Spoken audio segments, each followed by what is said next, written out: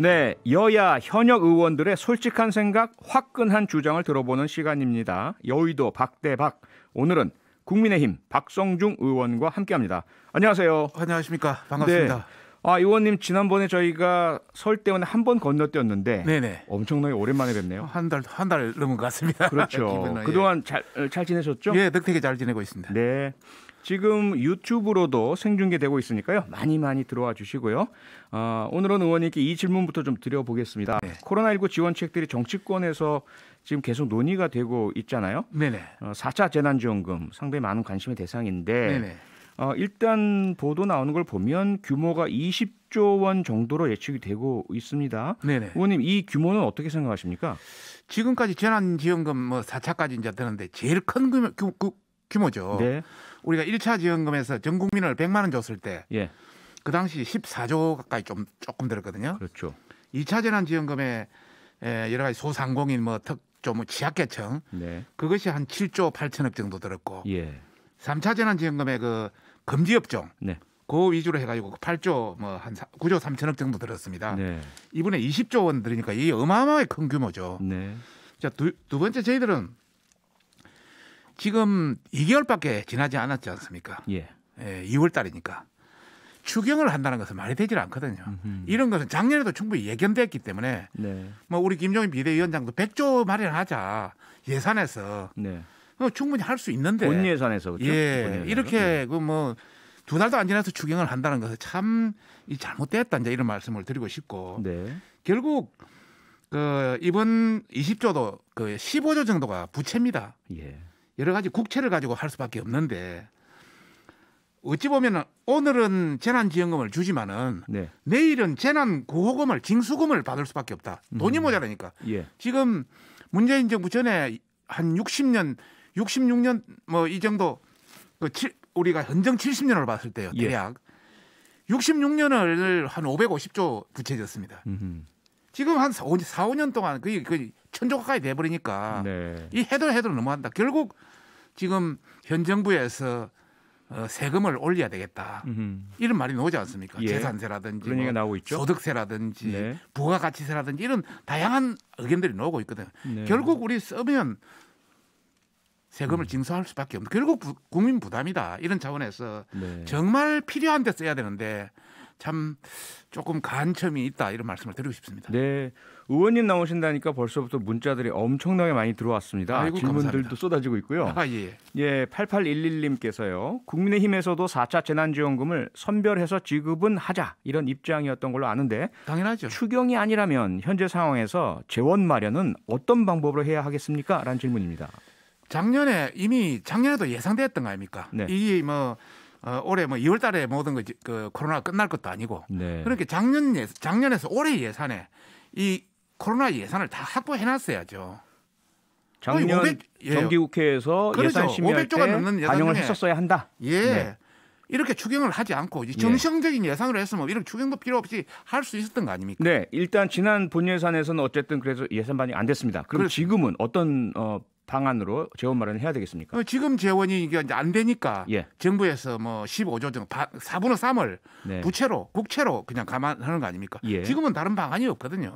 일부 한 5조는 다른 데서 불효불급한 자원에서 쓰더라도 4분의 3은 어차피 국채로 할 수밖에 없는 상황입니다. 증세 부분은 어떠세요? 국민의힘에서도 증세에 대해서 부분은 가장 나중에 문제죠.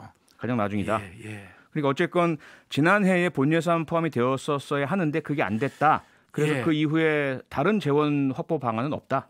저희들 이제 생각은 지금 우리 여러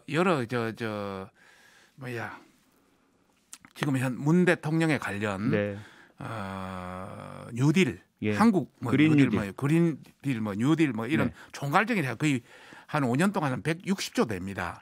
그게 불에 불급한 것이 한 20조 저희들은 된다고 보니까 그런 자금이라든지 또 550조의 올해 예산 중에는 실제 바로 시급한 것이 아닌 좀 탄력성이 있는 것이 한 200조 넘어 됩니다. 그중에 한 10%만 떼낸다면 자원은 한 4, 50조 마련할 수 있는 거 아니냐.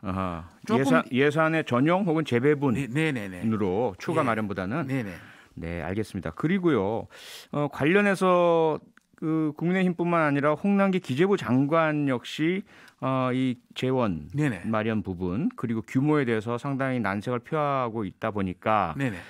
그 과정에서 이제 이낙연 민주당 대표가요 홍남기 장관에게 정말 나쁜 사람 이런 표현을 쓰시면서 비판을 했습니다. 네네. 그 과정 다 지켜보셨을 텐데 지켜봤습니다. 어떻게 보셨습니까? 좀 섭섭하시겠죠. 이낙연 대표 입장에서는 네. 자기가 국무총리할 때 국무조정실장 했던 분이고 그렇죠. 이번에 경제부총리도 이낙연 대표가 추천해가지고 되신 분이거든요. 네. 그렇게 섭섭했겠죠. 그러나 재정을 담당하는 사람이니까 그래서 홍남기 부총리는 12조 정도가 적당하겠다. 여러 가지 국가 형편을 봐서. 네. 그런데 또 이낙연 대표 입장에서는 20조 가까이 해야 국민들이 좀 뭔가를 느낄 수 있는 네. 이런 차원이니까 서로 이제 다른 문제가 됐었고요. 예.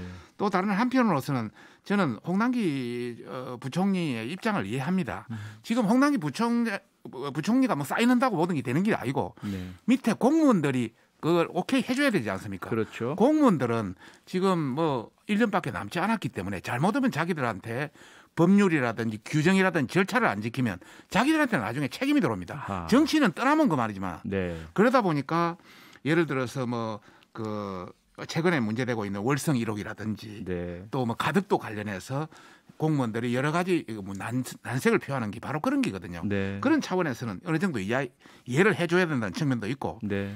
다른 한편으로 저는 그 이낙연 대표가 조금 욕심을 부리는 게 아니냐 이런 생각이 또 있습니다. 왜냐하면은 이낙연 대표가 내년 대선에 출마하기 위해서는 3월 7, 8일에서는 물러나셔야 됩니다. 물러나죠. 예. 그러다 보니까 최근에 뭐 여러 가지 지지율 하락도 있고 네. 이게 상당히 좀 조급한 거 아니냐 이런 생각도 좀 드네요. 네, 복합적인 진단을 해주셨는데요.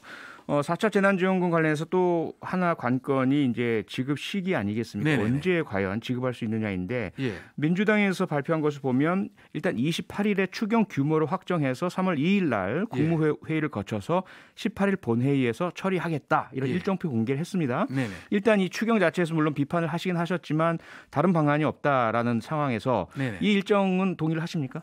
뭐 이 일정은 저쪽에서 저렇게 정해놓고 네. 또 우리가 숫자가 뭐 월등히 부족하지 않습니까? 네네. 지금 민주당만으로 다 통과될 수 있기 때문에 저희들 입장에서 보면은 3월 18일 날 통과되면 한 3월 20일부터 모든 절차가 이루어진다면 네. 4월 7일 선거기니까 4월 6일까지 보면은 한 15일 정도의 여유가 있습니다. 예. 그 사이에 뭐 상당히 지급할 수 있는 건 최대한 지급하고 네. 나머지는 신청 절차라든지 기타 한다면은 국민들한테 어필할 수 있지 않겠느냐 여당은 그렇게 보고 있는 것 같고 네. 또 다른 한편으로서는 이렇게 일정을 제시해서 우리 야당이 발목을 잡는다면 봐라 야당 때문에 우리 못한 거 아니냐 네. 이 하나의 선거용이다 저희들은 그렇게 보고 있습니다. 네. 예. 그 재난지원금 지급 자체는 같은 입장이시고 필요하다고 네네. 느끼시지만 왜 지난해 본예산에 포함시키지 않았느냐라는 그런 비판을 해주셨고 네네. 지금 현 상황에서는 어쨌든 필요한 상황 이어지는 절차는 차질 없이 진행돼야 한다. 네네. 그렇게 이해도 되겠죠? 예, 그 뭐 그렇게 이해하는 과정인데요. 네. 실제 뭐 방금 말씀하신 대로 그 정식적인 예산에 포함됐으면 더 좋았을 건데 네. 못해서 아쉽다는 첫째 이야기와 네. 두 번째는 이런 20조도요. 지금 누구한테 구체적으로 얼마인지 그 사람이 필요한 것이 얼마인지 사실 산정하는데 시간이 많이 필요합니다. 예. 그냥 막 줄라니까 20조가 이렇게 되니까 진짜 불효불급한 사실 코로나19 때문에 돈을 더 벌어내는 사람 수익에 아무 지장이 없는 사람도 많습니다. 다양하죠. 네. 예, 예. 같은 자영업자를 해도 이익이 있는 사람이 있습니다. 그렇죠. 그런 사람 배제하고 전반적으로 좀 판단해서 해야 되는데 그런 걸 하려면 시간이 좀 걸리거든요. 정확한 구분을 하자면 네네. 네네. 저희들은 그런 상황입니다. 알겠습니다. 자, 재난지원금과 함께 정치권에서 또 논란의 대상이 되는 것이 기본소득입니다. 네네. 맥락은 좀 연결되는 것 같긴 한데요. 여권 내부에서도 사실은 기본소득에 대해서 반대하는 목소리도 나오고 있고요. 그런데 아시다시피 이재명 경기도지사 기본소득에 대한 소신 굽히지 않고 계속해서 말씀을 하고 있습니다. 그러면서 이제 재원이 만약에 부족하면 증세를 해서라도 기본소득을 반드시 우리가 도입을 하자라는 입장인데 박성중 의원께서는 이 의견 어떻게 보십니까? 지금 세계 각국의 기본소득에 대해서 논의가 진행 중입니다. 네. 실제 이것을 추진한 나라는 없습니다. 극히 일부의 실험 중이죠. 실험적인 시도를 한 나라들은 좀 있죠. 있죠. 네, 미국의 알라스카주가 있고 그런 관점에서 그 나라에도 유의미한 결과가 크게 없다고 결론이 많이 나와 있는 상태입니다. 그러나 국민들은 뭐 돈 주면 싫어하는 사람 어디 있겠습니까? 다만 우리가 여유가 있다면 기본소득도 해야 되겠지만은 우선 급한 데부터 먼저 해야 된다. 이 뭐 재난이라든지 이런 코로나 관련해서 이런 것부터 먼저 해야 될 상황에서 뭐 기본소득을 자꾸 논의하는 것은 뭐 이것도 하나의 자기 인기 관리 또 아니면 선거용 이런 것이 더 크다. 저는 그렇게 보고 생각합니다. 네. 가장 힘들고 어렵고 피해 입은 분들께 먼저 지원하는 게 우선이다. 그런 입장이시잖아요. 기본소득은 나중에 우리가 좀 재원이 확보되고 전반적으로 여유가 생겼을 때 그때 할 수 있는 문제다. 충분히 연구가 되고. 네네. 알겠습니다. 지금 세계 각국 어디도 국가 단위로 이 조직한 데가 없습니다. 그리고 강력자치단체로 시행한 데도 없습니다. 네. 예. 알겠습니다. 광고 듣고 돌아와서 이야기 이어가겠습니다. 여의도 박대박, 오늘은 국민의힘 박성중 의원과 함께하고 있습니다. 오늘 박성중 의원께서 나오신다고 예고가 나가자마자 질문들이 마구 들어왔었는데요. 가장 많은 것들이요. 많은 질문이 문재인 대통령의 부산 행에 대한 의견을 여쭤달라라는 그런 문자들이었습니다. 3910님, 오늘 문재인 대통령이 부산에 간 걸 두고 탄핵 사유라는 얘기도 나오던데 박성중 의원님 생각이 궁금합니다. 어떻게 생각하십니까? 이거는 정권 바뀔 때마다 정권이 교체될 때마다 이런 이야기 많이 나옵니다. 많이 들었습니다. 예전에 뭐 박 대통령도 뭐 대구 갔는가? 맞습니다. 그때 가니까 막 이런 이야기가 나오고 가능한 이런 그 예민한 선거가 있는 시기에는 대통령들께서 좀 적절한 정치적 중립을 해줬으면 저는 좋겠습니다. 네네. 예. 뭐 단회까지는 그거는 생각이 여러 또 다양한 생각이 있을 수 있고요. 네. 정치적인 중립 유지가 좀 필요하지 않겠느냐? 이 정도의 의견이셨습니다. 자, 박성중 의원께서요, 국민의힘 서울시당 위원장을 맡고 계십니다. 그러다 보니까 아무래도 이 서울시장 후보, 이 보궐선거 관련된 질문을 여쭙지 않을 수가 없습니다. 국민의힘 서울시장 최종 후보 3월 4일에 선출이 되지 않습니까? 그렇습니다. 그 방식은 경선 방식이고요. 100% 여론조사, 국민 여론조사입니다. 그런데 이제 박성중 의원께서요, 그냥 하지 말고 역선택 방지 조항을 넣자 이런 주장을 하셨지 않습니까? 왜 이 주장을 하셨는지 설명 좀 해주시죠. 뭐 저도 이야기를 했고 또 제가 그 서울시당 위원장이니까 서울시에는 49명의 그 지구당 위원장이 있습니다. 그 회의를 뭐 2주에 한 번씩 하는데 화상회의를 통해서 여러 이제 이야기를 결집하다 보니까 역선택 방지 조항이 필요하다. 대부분이 그렇게 이야기를 했습니다. 그래서 같이 건의하는 형식을 빌었고요. 저희들은 우리 당내 경선 그거보다 그 주관점은 단일화, 야당 단일화 할 때 이것이 필요하다는 관점을 더 했고요. 아, 당내 경선보다는 단일화 경선 때. 네네. 야당 단일화 할 때 이것이 반드시 들어가야 된다는 그 이야기를 했고 또 우리 당내 경선 결선 때도 할 수 있으면 하자는 쪽으로 했는데 당내에서는 이미 뭐 그게 결정이 되었기 때문에 다시 바꾸기는 어렵다는 그런 이야기고요. 시기상 너무 촉박해서 어렵다. 그리고 또 뭐 전반적으로 봤을 때 지금 그 여론을 보면은 서울시장 관련해서 야당이 단일화되지 않으면은 승리할 수 없다는 것이 여론조사에 많이 나오지 않습니까? 그럼 승리하기 위해서는 승리할 수 있는 가장 최선의 방안을 찾아내야죠. 그런 차원에서 이걸 의견을 제시했던 겁니다. 역선택 방지 조항이라고 한다면 일단 뭐 어떤 당을 지지하십니까를 물어보시고 민주당 지지면 일단 빼고 이런 방식이겠죠. 지금 민주당에서도 통상 뭐 국회의원 선거라든지 또 이런 선거 때 통상 하고 있는 방식입니다. 예전에 우리도 다 했고요. 이 문제 계속 나왔던 문제입니다. 그렇죠? 선거 때마다 당내 경선 때마다. 지금 이제 단일화가 관건이다라는 말씀을 주셨는데요. 현재 국민의힘에서는 최종 후보 이제 3월 4일에 선출이 되고 그다음에 야권의 다른 쪽 제3지대라고 하는 곳에서는 안철수 국민의당 대표와 금태섭 전 의원 간의 경선이 진행 중입니다. 그곳에서 이제 누가 승리를 하실 텐데 최종적으로 국민의힘 후보와 이 제3지대 후보 간의 단일화 경선을 해야 하는데 그 경선 룰에 대해서 여전히 여러 가지 이야기들이 나옵니다. 과연 합의가 잘 되고 단일화 잘 될까요? 아직은 그 뭐 경선 룰에 대해서 정해진 바는 없습니다. 아마 3월 1일 날 그 제3지대 후보가 결정되고 또 우리가 3월 4일 날 결정되면 그때부터 협상이 되고 빠른 시일 내는 될 것으로 보고요. 일반적인 방식은 일반적인 여론조사 아니겠느냐. 뭐 그 외에는 다른 방식은 없으니까요. 이제 다만 저희들은 생각하기로 이길 수 있는 후보 또 이길 가능성이 큰 후보가 선택돼야 된다.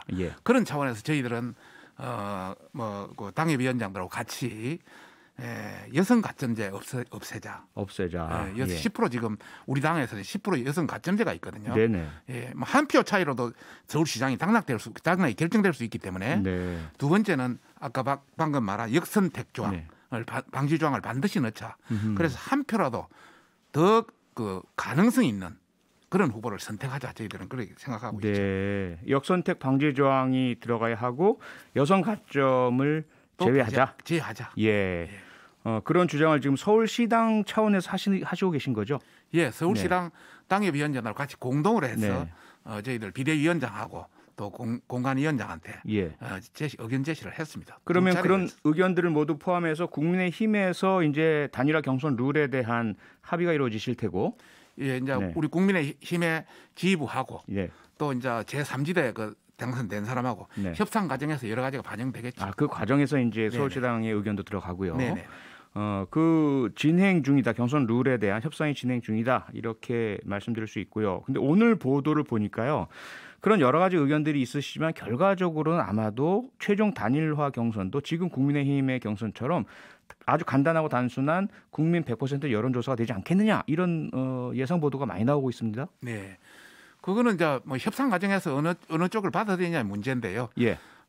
우리 당의 입장은 네. 우리 당의 수뇌부의 입장은 계속 예. 그런 방식이었습니다. 네. 그러나 또 저쪽에 안철수라든지 뭐 금태섭이가 될지 누군지는 모르겠지만은 예. 그쪽 후보의 생각은 다를 수 있기 때문에 아하. 협상 과정에서 조정될 수 있다고 봅니다. 조정될 수 있다. 예. 자, 박성준 의원님의 말씀을 듣고요. 여러분께서 문자를 주셨는데요. 여성 가산점을 폐지해야 한다라는 말씀을 들으신 분들께서요. 특히 허선미 님이 이런 문자를 주셨어요. 그 이야기는 결국 오세훈 후보를 밀겠다는 뜻으로 들어도 되나요? 이번에 우리 당내 내부에서는 여성 가산점 관계가 관계가 없습니다. 네. 지금 말하는 것은 우리 단일화 경선 야당 때. 단일화 할 때 예. 그렇게 넣자는 그런 뜻입니다. 그건 결과적으로 제3지대 안철수 후보나 금태섭 후보 두 분 중 승자가 훨씬 더 유리해지는.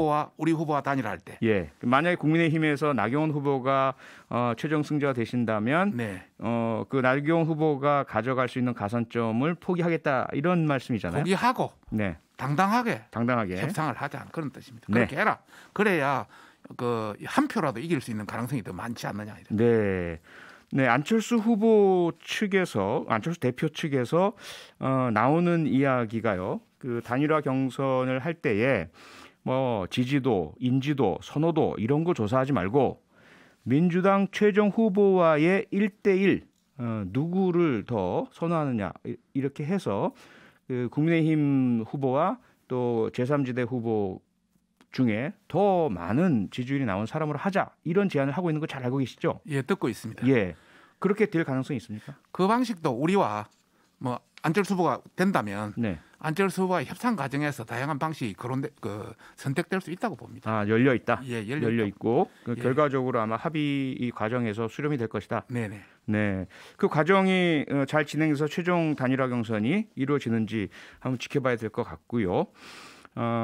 그리고 이제 중요한 문제 중에 하나가요. 만약에 그러한 모든 과정을 거쳐서 최종 야권 단일 후보로 안철수 국민의당 대표가 선출이 된다면 그러면 안철수 후보는 국민의힘의 기호 2번을 부여받습니까? 아니면 국민의당의 기호 4번을 부여받습니까? 예.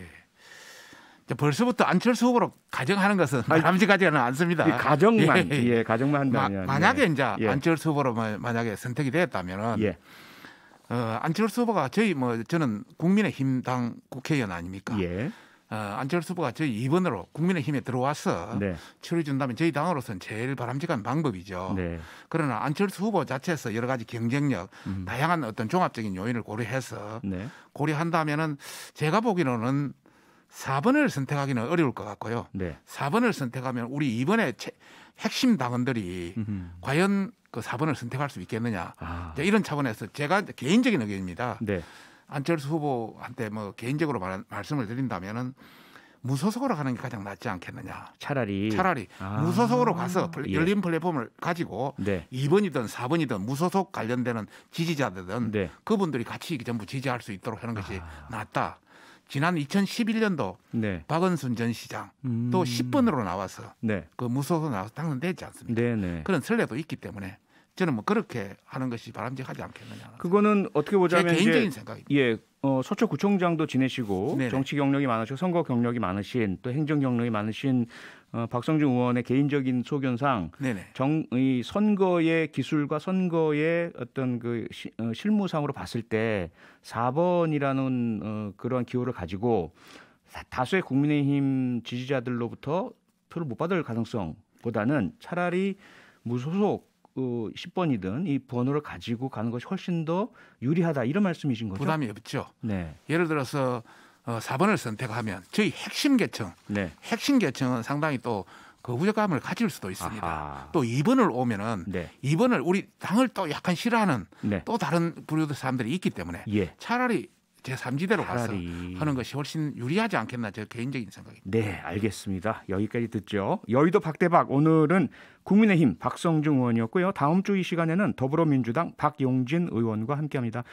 박성중 의원님 오늘 고맙습니다. 감사합니다. 평일 저녁 6시 5분에 여러분을 찾아갑니다. MBC 라디오 표창원의 뉴스 하이킥.